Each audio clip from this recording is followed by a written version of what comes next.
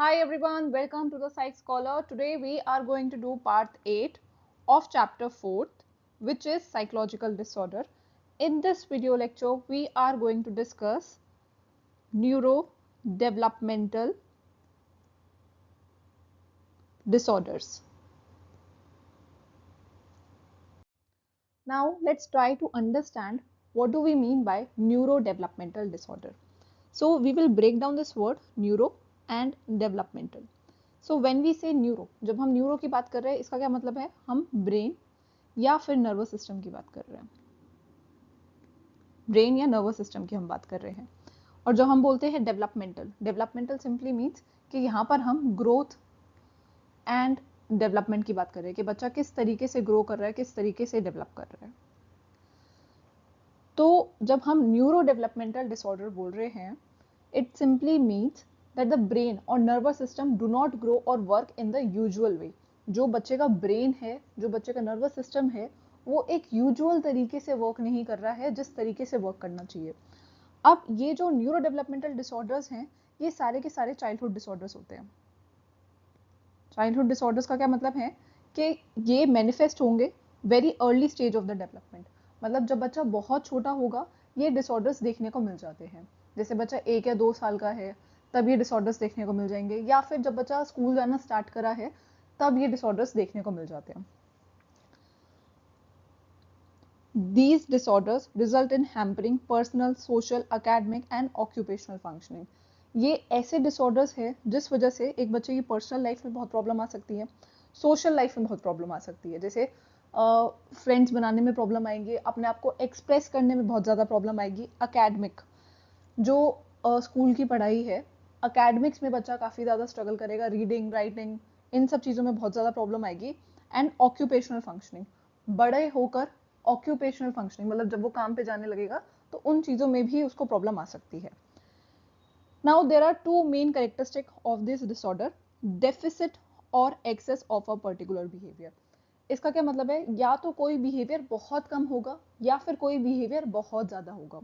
For example deficit, ये जो बच्चा है ये as compare to other people, as compare to other kids ये काफ़ी कम बात करता है, ये अपने आप को एक्सप्रेस नहीं करता है। तो यहाँ पर क्या है, जो टॉकिंग है उस चीज़ का डेफिसिट है, उस चीज़ की कमी है। और अगर हम एक्सेस की बात करें, हो सकता है एक बच्चा ऐसा है वो और बच्चों का बिहेवियर रिपीट करता है। जैसे अगर किसी ने बोला केक, तो ये बच्चा क्या कर रहा है, ये बार बार केक केक केक ऐसे ऐसे बोले जा रहा है।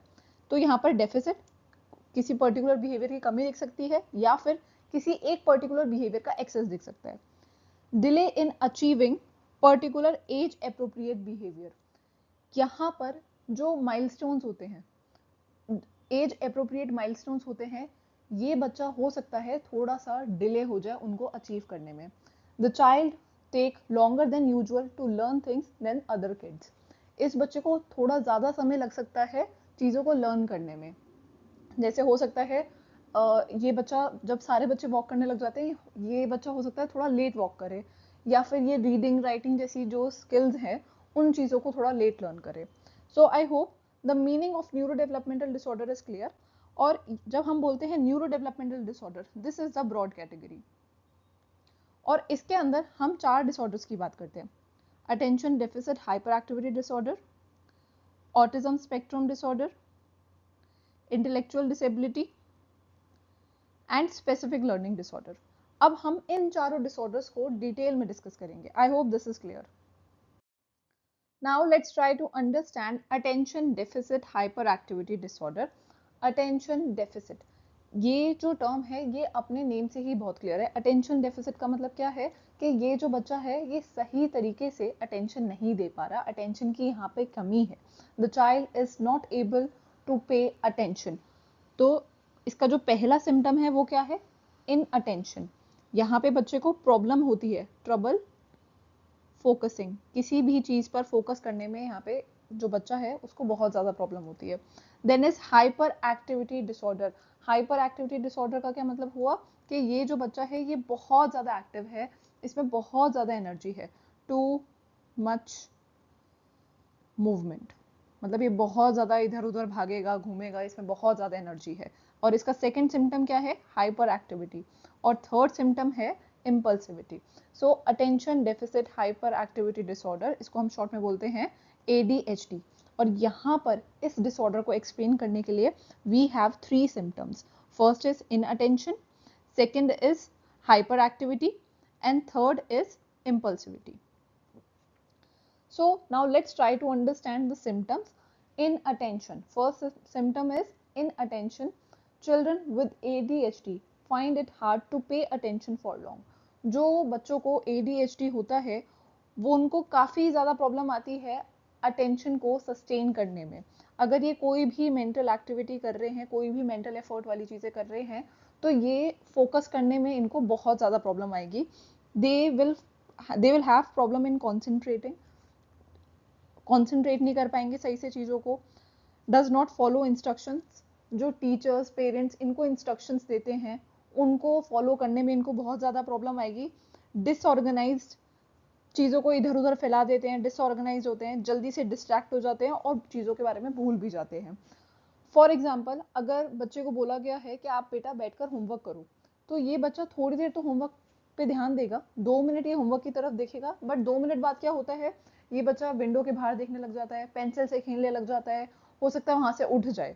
सो इस बच्चे के साथ प्रॉब्लम क्या आ रही है, इन अटेंशन, ये फोकस नहीं दे पाए। Then is hyper activity. Hyper activity simply means ये बहुत ज्यादा एनर्जी है इनमें, too much movement, too much energy. So ये बच्चे क्यों क्या होंगे, they are in constant motion. ये ऐसा लगेगा कि इनके अंदर एक इंजन है और उसके अंदर चाबी भर दी गई है और ये भागे जा रहे हैं इधर से उधर। They are driven by a motor, कि जैसे खिलौना होता है ना, खिलौने के अंदर आपने चाबी भर दी और फिर वो घूमता रहेगा इधर से उधर। तो ये जो बच्चे हैं ये भी ऐसे ही हैं कि मतलब ये इधर उधर भागेंगे, दौड़ेंगे एमलेसली, कोई पर्पस नहीं है कि क्यों भाग रहे हैं, क्यों घूम रहे हैं, कोई पर्पस नहीं है, बस इधर से उधर भाग रहे हैं। जैसे क्लास में क्या होता है, सारे के सारे बच्चे बैठे हुए हैं, बट ये जो बच्चा जिसको ADHD है, ये हो सकता है वहीं पे खड़ा हो जाए, सारे बच्चे बैठे हुए हैं, ये खड़े हो गए हैं और ये हो सकता है डेस्क पे अपने हाथ मारने लग जाए और फिर ये इधर उधर घूमने लग जाते हैं। तो दिस इज हाइपर एक्टिविटी, जहां पर बहुत ज्यादा एक्टिविटी है। Then third symptom is impulsive. Impulsive का क्या मतलब है, एक्टिंग विदाउट थिंकिंग। इसका क्या मतलब हुआ, ये चीजों के ऊपर एक्ट कर देंगे बिना सोचे समझे।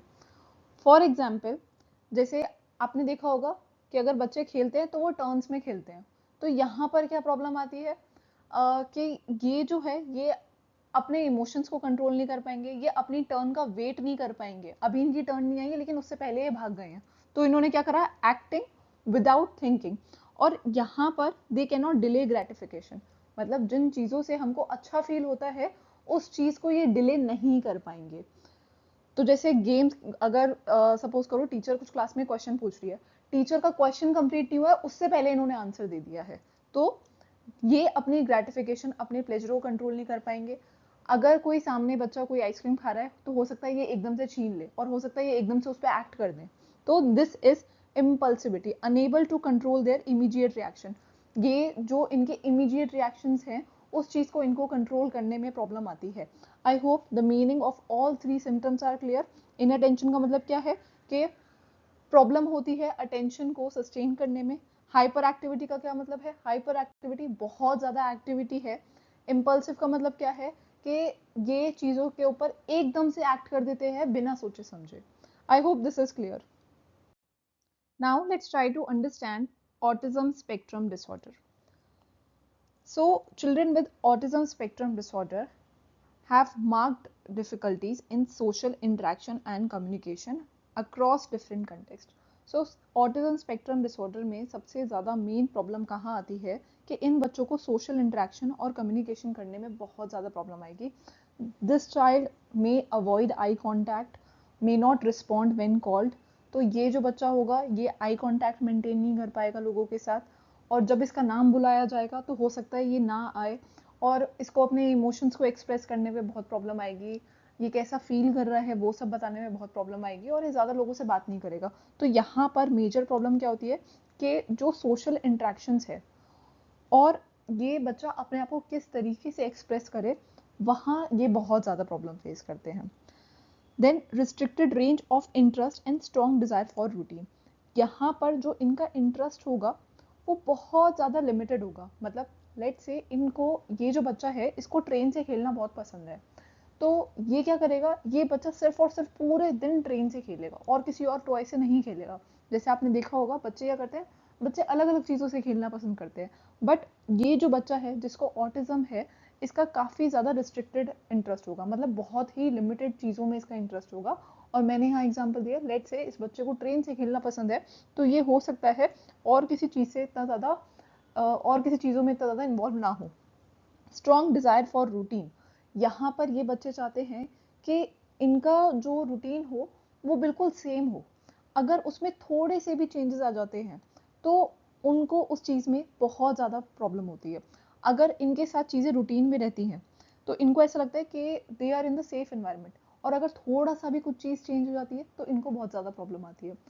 लेट से कि ये अभी तक जो हैं ये अपने घर में रहते हैं और ये मतलब अपना डेली एक्टिविटीज़ मतलब जो रेगुलर बेसिस पे करते हैं वो करते हैं, पर किसी टाइम ऐसा होता है कि इनके जो फैमिली है वो एक ट्रिप पे जाने का प्लान करती है, तो इस बच्चे को कहीं बाहर जाने में भी बहुत ज़्यादा प्रॉब्लम आएगी। क्यों? क्योंकि अगर ये ट्रिप पर जाएंगे, कहीं बाहर जाएंगे, तो इनका रूटीन जो है वो डिस्टर्ब हो जाएगा। तो यहाँ पर हमने पहला कैरेक्टरिस्टिक क्या समझी, यहाँ पे सोशल इंटरेक्शन में बहुत ज़्यादा प्रॉब्लम है। Stereotype pattern of behaviour, interest and activity, same thing. मतलब यहाँ पे क्या है, stereotype pattern of behaviour, interest and activity, जो ये चीज़ें रेगुलर बेसिस पे करना पसंद करते हैं ये वो ही चीज़ें करेंगे। मतलब अगर इनको ट्रेन से खेलना पसंद है तो ये सिर्फ ट्रेन से खेलेंगे, और अगर इनको ये डेली दोपहर को दाल रोटी खाते हैं तो ये डेली दोपहर को दाल रोटी खाएंगे, ये कुछ और चीज़ नहीं स्विच करेंगे। अगर ये ब्लू चेक शर्ट पहनते हैं तो ये ब्लू चेक शर्ट ही पहनेंगे, ये उसमें भी कोई चेंजेस नहीं लाएंगे। Difficulty in starting maintaining and even understanding relationship, यहाँ पे इस बच्चे को बहुत ज़्यादा प्रॉब्लम होगी किसी से भी रिलेशनशिप मेंटेन करने में। मतलब ये फ्रेंड्स बनाने में इनको बहुत ज़्यादा प्रॉब्लम आएगी, उनके साथ किस तरीके से इनको इंटरेक्ट करना है उन चीज़ों में इनको काफ़ी ज़्यादा डिफिकल्टी होगी। Stereotype body movement such as hand flapping, तो यहाँ पर ये रिपीटेटिव बिहेवियर भी शो करेंगे। मतलब लेट से ये काफ़ी एक्साइटेड हो जाते हैं किसी चीज़ के बारे में सुन के, तो ये क्या करते हैं, ये अपना हैंड फ्लैप करना स्टार्ट करते हैं और ये कॉन्टिन्यूस उस चीज़ को करते रहेंगे।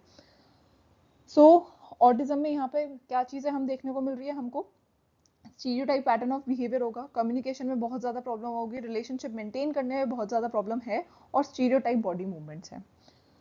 Now one more very important point over here is 70% of the children with autism, ऐसा बोला जाता है कि जिन बच्चों को ऑटिज्म है तो उसमें 70% of the children who is suffering from autism spectrum disorder may have intellectual disability.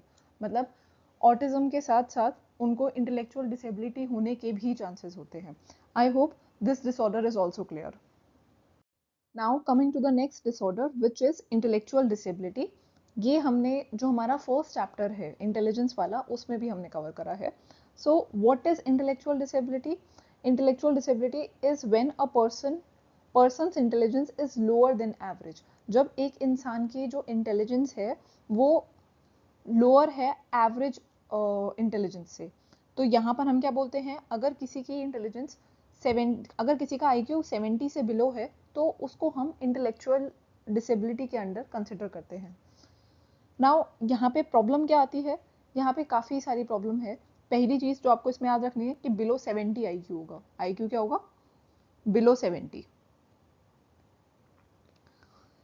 Problem in adaptive behaviour. अब अडेप्टिव बिहेवियर का मतलब क्या है, जो हमारे एवरीडे टास्क हैं उन चीज़ों को करने में यहाँ पर बहुत ज़्यादा प्रॉब्लम आती है। फॉर एग्जाम्पल कम्युनिकेशन हम डेली बेसिस पे करते हैं, तो यहाँ पे इन लोगों को क्या प्रॉब्लम आएगी? ट्रबल स्पीकिंग क्लियरली और अंडरस्टैंडिंग अदर्स, अपनी बात सही से बोलने में, साफ तरीके से बोलने में इनको प्रॉब्लम आ सकती है, और दूसरों की बात समझने में भी प्रॉब्लम आ सकती है। सेल्फ केयर, जैसे अपने आप को डेली ड्रेस करना, ब्रश करना, खाना, इन सब चीज़ों में इनको प्रॉब्लम आएगी। Home living, difficulty helping with the small house hold task, मतलब जैसे घर के जो छोटे मोटे चीज़ें होती है, छोटे मोटे काम होते हैं, उनको करने में इनको बहुत ज़्यादा प्रॉब्लम आएगी।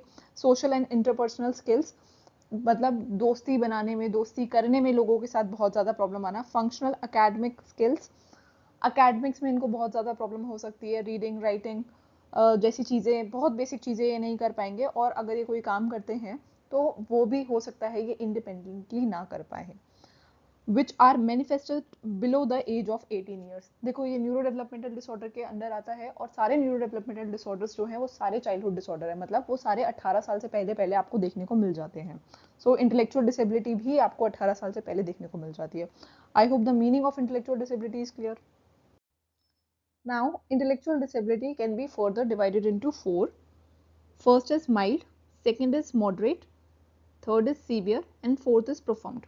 तो यहाँ पे on the basis of level of intellectual disability हमने intellectual disability को 4 categories में categorize करा है.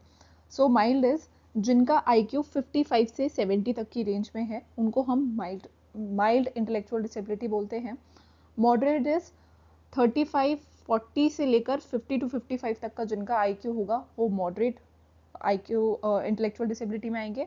एंड सीवियर इज जिनका IQ 25 से लेकर 25 से लेकर 35-40 तक होगा वो सीवियर है. And any IQ below 20 is profound. So now let's try to understand the characteristic of each mild, moderate, severe and profound. So when we talk about mild, तो यहाँ पर ये जो लोग हैं ये सेल्फ केयर कर लेते हैं. दे can eat, they can dress, they can use toilet bye their own. तो यहाँ पर ये जो सेल्फ हेल्प वाली स्किल्स हैं ये वो चीज़ें कर सकते हैं. Speech and communication, receptive and expressive language is adequate. तो जब हम बोलते हैं एक्सप्रेसिव लैंग्वेज का मतलब क्या है? क्या ये इंसान अपने आप को एक्सप्रेस कर पा रहा है? क्या ये लैंग्वेज को सही से यूज करके अपने आप को एक्सप्रेस कर पा रहा है या नहीं कर पा रहा? तो माइल्ड में एक्सप्रेसिव लैंग्वेज भी है और रिसेप्टिव भी है. Receptive is when you are talking to somebody and you are understanding what they are saying. मतलब जब आप लैंग्वेज को रिसीव कर रहे हो तो क्या आप उस चीज को समझ पा रहे हो या नहीं समझ पा रहे हो. तो यहाँ पर क्या है, ये जो माइल्ड इंटेलेक्चुअल डिसेबिलिटी वाला इंसान है ये चीज़ों को समझ पा रहा है. रिसेप्टिव और एक्सप्रेसिव लैंग्वेज जो है वो दोनों चीज़ें हैं. अकेडमिक्स में ये कैसा होगा? दे कैन रीड, राइट और ये थोड़ी बहुत चीज़ें कर सकते हैं. ऑप्टिमल लर्निंग एनवायरनमेंट, और ये 3rd से लेकर 6th ग्रेड तक ही पढ़ाई कर पाएंगे, इससे ज़्यादा ये आगे नहीं पढ़ पाएंगे. सोशल स्किल्स, यहाँ पे फ्रेंड्स होंगे, यहाँ पे इनके एक दो दोस्त हो जाएंगे. And they can learn to adjust quickly. ये एनवायरनमेंट से एडजस्ट करने में इनको मतलब ये कर लेंगे अपने आप को एडजस्ट उस एनवायरनमेंट में. वोकेशनल मतलब ये क्या काम पर जा पाएंगे. They can hold a job, मतलब ये एक दे can do simple job with a little help. मतलब ये छोटी मोटी जॉब कर सकते हैं. फॉर एग्जाम्पल जैसे ये इंसान हो सकता है कोई पैकिंग वाली चीज़ें कर ले. अगर इसको बोला जाए कि आपको बॉक्स पैक करने हैं तो ये इंसान वो चीज़ कर पाएगा. अनस्किल्ड वर्क ये लोग कर सकते हैं. यूजुअली मैरिज और इनके बच्चे भी होंगे और they need some help during the stress. तो यहाँ पे मैरिज भी होगी, ये इंडिपेंडेंट रहने की भी कोशिश करेंगे और they need some guidance when they are under stress. So mild में ये चीज़ें थी. Now let's talk about moderate. Moderate में क्या होगा? They can eat, dress with some help. मतलब ये जो सेल्फ हेल्प वाली स्किल्स हैं ये कर सकते हैं, बट जब इनको थोड़ा सा सपोर्ट मिले दूसरे लोगों का. Speech, receptive and expressive language is adequate. मतलब यहाँ पर दोनों चीजें सही हैं, एक्सप्रेस भी कर पा रहे हैं, रिसीव भी कर पा रहे हैं, but has speech problems. Speech problems हो सकती है, जैसे हो सकता है स्पीच थोड़ी सी अनक्लियर हो या फिर स्पीच लिमिटेड हो. नाउ स्कूल में क्या होगा? They can learn very simple things. बहुत सिंपल चीजें कर पाएंगे ये. 1st या 2nd ग्रेड तक ही मैक्सिमम ये लोग पढ़ पाएंगे. फ्रेंड्स में क्या होगा? सोशल स्किल्स में क्या होगा? They are capable of making friends. मतलब इनके भी एक दो दोस्त होंगे, पर इनको काफ़ी ज़्यादा प्रॉब्लम होगी किसी और सोशल सिचुएशन में. मतलब इनको सोशल सिचुएशन में प्रॉब्लम आएगी, but they are still capable of making 1 or 2 friends. Vocational environment में क्या होगा? वर्क क्या होगा? They can do simple work under supervision. ये सिंपल काम कर सकते हैं, लेकिन कोई ना कोई इनको सुपरवाइज करे, कोई ना कोई इनको गाइड करे. Usually need consistent supervision. For example हो सकता है ये किसी लॉन्ड्री शॉप में काम करते हो और इनको बोला जाए कि आप कपड़ों को फोल्ड करके रखो, तो हो सकता है ये कर लें उस काम को, लेकिन कोई ना कोई इनको कॉन्स्टेंटली सुपरवाइज करे। यूजली डज नॉट मैरी और हैव चिल्ड्रन, और ये हमेशा डिपेंडेंट होते हैं, शादी नहीं होगी यहाँ पर और ये दूसरे लोगों के ऊपर डिपेंडेंट है। Now let's talk about severe and profound. Severe and profound में क्या होगा, यहाँ पे ये जो लोग हैं they are fully dependent on others, they need help even for eating, bathing, going to the washroom, इन सब चीज़ों के लिए यहाँ पर इनको हेल्प चाहिए। No skill to partial skills. Self help में क्या है, मतलब इनको अपनी पर्सनल चीज़ों के लिए भी दूसरे का सपोर्ट ही चाहिए होगा।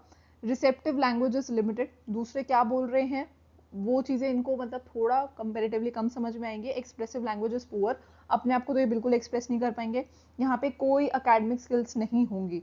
They are not capable of making real friends और सोशल इंटरेक्शन, यहाँ पे कोई इनका, they are not capable of making friends, यहाँ पे कोई दोस्त नहीं बना पा रहे हैं, ये सोशल इंटरेक्शंस भी सही से नहीं कर पाएंगे। यहाँ पे कोई एम्प्लॉयमेंट नहीं है। दे नीड कॉन्स्टेंट केयर, यहाँ पे इन लोगों को बहुत ज़्यादा केयर की नीड है। कोई मैरिज नहीं होगी, कोई चिल्ड्रन नहीं, क्यों, क्योंकि they are always dependent on other, यहाँ पर इन लोगों को बहुत ज़्यादा केयर एंड सपोर्ट की नीड है। I hope this is clear. Mild, moderate, severe and profound intellectual disability. Last disorder for this video lecture is specific learning disorder. Specific learning disorder happens when a child has normal intelligence but find it very hard to learn basic school skills. यहाँ पर क्या होता है, बच्चे की normal intelligence है। Normal intelligence का क्या मतलब है, जो IQ है वो 90 टू 110 के बीच में ही फॉल कर रहा है। तो यहाँ पे इंटेलिजेंस नॉर्मल है but the child faces problem in reading, writing and mathematics. तो यहाँ पे बच्चों को चीज़ों को रीड करने में, लिखने में, मैथ्स करने में प्रॉब्लम आती है। They have difficulty in perceiving and processing the information efficiently and accurately. तो यहाँ पर जो बच्चा है वो चीज़ों को सही से परसीव नहीं कर पा रहा है, मतलब वो चीज़ों का सही से मीनिंग नहीं समझ पा रहा है और फिर उस इंफॉर्मेशन को प्रोसेस नहीं कर पा रहा है। The affected child tends to perform below average of his or her age. अब देखो, जो बच्चा बेसिक स्किल्स नहीं कर पा रहा है, रीडिंग नहीं कर पा रहा है, चीज़ों को समझ नहीं पा रहा है, तो ऑफ कोर्स उसकी जो परफॉर्मेंस होगी वो बिलो एवरेज होगी उसकी एज से। इम्पेयर फंक्शनिंग एंड परफॉर्मेंस, तो यहाँ पर जो बच्चे की परफॉर्मेंस होगी वो इम्पेयर्ड होगी और मतलब सही से उसकी परफॉर्मेंस नहीं होगी और वो सही से फंक्शन नहीं कर पाएगा, और इन सब चीज़ों की वजह से जो बच्चे का कॉन्फिडेंस है वो भी गिर सकता है। Now we have 3 disorders in this category. पहला है dyslexia. What do we understand by dyslexia, difficulty with reading and spelling. तो यहाँ पे बच्चे को चीज़ों को रीड करने में, उनकी जो स्पेलिंग्स है उन चीज़ों में प्रॉब्लम आएगी। फॉर एग्जाम्पल जैसे यहाँ पे लिखा है डॉग, तो हो सकता है यहाँ पे जो बच्चा है इन वर्ड्स को मिक्सअप कर दे, तो इसको ही वो गॉड लिख दे। तो यहाँ पे जो बच्चा है उसको रीड करने में चीज़ों को प्रॉब्लम हो रही है, स्पेलिंग समझने में प्रॉब्लम हो रही है, और ये जो वर्ड्स हैं उसको सही तरीके से नहीं समझ पा रहा है। जैसे जो अल्फ़ाबेट्स है उसको यहाँ पर ये मिक्सअप कर देता है। Then is dysgraphia. देखो, जब भी हम ग्राफिया, ये जो वर्ड है ग्राफिया, मतलब कि हम कुछ चीज़ लिख रहे हैं, तो यहाँ पे poor hand writing, trouble with the writing. तो यहाँ पर जो बच्चा है उसको लिखने में चीज़ों को बहुत ज़्यादा प्रॉब्लम आती है। डिसकैलकुलिया, देखो यहाँ पे कैलकुलिया मतलब कैलकुलेशंस, यहाँ पे बच्चों को प्रॉब्लम आती है नंबर्स और मैथ्स से डील करने में, मतलब जो भी चीज़ें कैलकुलेशन से रिलेटेड है, नंबर से रिलेटेड है, वहाँ पे ये बच्चा बहुत ज़्यादा प्रॉब्लम फेस कर रहा है। I hope this is also clear. Specific learning disorder, इसके अंदर हम 3 डिसऑर्डर्स की बात करते हैं, dyslexia, reading difficulty, dysgraphia, writing difficulty, dyscalculia, difficulty with the numbers. I hope this is clear. So if you have any question, you may ask in the comment section, and if you want to download this PPT, you can email me on the psychscholar24@gmail.com. And if you want to join my live classes for class 11th and 12th, graduation, masters, or any other competitive exam like CUET, GATE, NET, JRF, MPhil, then you can email me to enroll. Thank you for watching this video lecture.